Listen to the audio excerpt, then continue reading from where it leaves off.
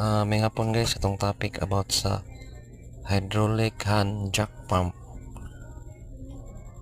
Ginagamit sa cabin lifter ni siya, pasaka sa ka. Kani mo na yung supply gikan dito sa yung motor. Kani mo na yung lever sa up o down. Kani diya ka bomba. Kani mo ni sa padong sa kaltoser nga pasaka.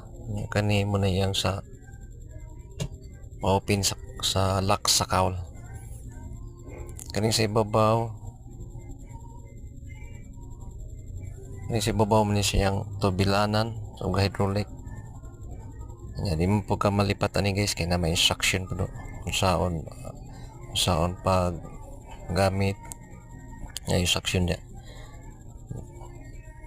di ka mawala na. Salamat guys, thank you for watching.